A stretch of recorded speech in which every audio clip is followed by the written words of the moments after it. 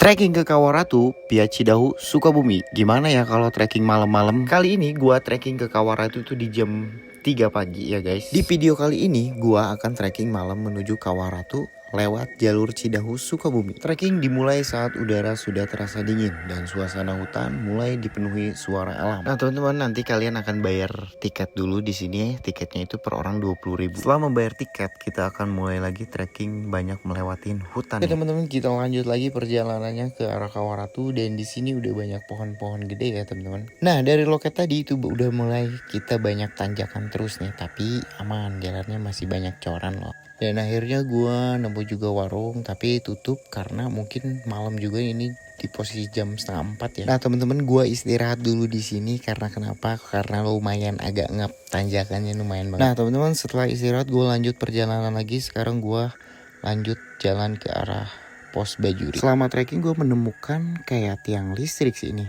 Kayaknya di Bajuri itu udah ada listrik ya guys. Dan akhirnya gue menemukan warung lagi. Oke, masih aman lah ya. Kita lanjut trekking lagi aja. Dan akhirnya gue sampai juga di Gapura. Kalau di Gapura ini selama trekking kita hutan semua. Paling warung itu terakhir di Bajuri aja guys. Meskipun cukup melelahkan, suasana malam di hutan memberikan pengalaman yang berbeda. Nah teman-teman, akhirnya gue sampai juga di warung terakhir, tapi gue istirahat dulu sebentar di sini. Nah teman-teman, di sini gue udah lewat Bajuri, tapi hawanya udah beda banget kalau udah lewat shelter Bajuri ini. Nah guys, ini namanya shelter Bajuri. Asli di sini gue merinding banget cok, asli. Nah teman-teman, tadinya gue mau istirahat di sini, tapi pas lihat saungnya gue langsung lanjut trekking aja ya. Nah di sini kalau ke kanan itu ada jalur puncak salah satu. Kalau kita lanjut ke kiri aja ke arah Kawaratu. Oke teman-teman, sekarang kita lanjut lagi trekking ke arah helipad. Nah teman-teman, akhirnya gue sampai juga di helipad, dan gue di sini istirahat dulu dan minum.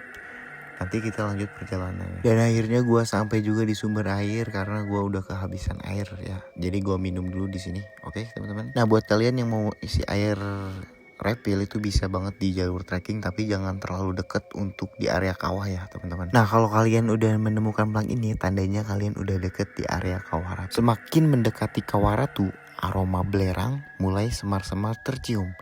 Itu menjadi tanda bahwa tujuan gua sudah tidak jauh lagi nih ke area Kawaratu. Dan di sini gua lanjut lagi ke arah Kawaratu, kayaknya udah tidak jauh ya, soalnya aromanya udah bau banget. Alhamdulillah gua akhirnya sampai juga di area Kawaratu setelah menempuh perjalanan 2 jam 30 menit melewati jalur hutan yang gelap, tanjakan dan medan yang cukup menantang. Rasa lelah benar-benar terbayar. Di depan gua terlihat Kawaratu dengan kepulauan uap belerang yang terus keluar dari perut bumi.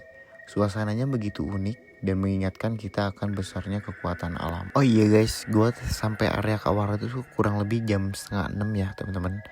Dan gue sekarang lanjut pulang. Oke, sampai di sini aja ceritanya.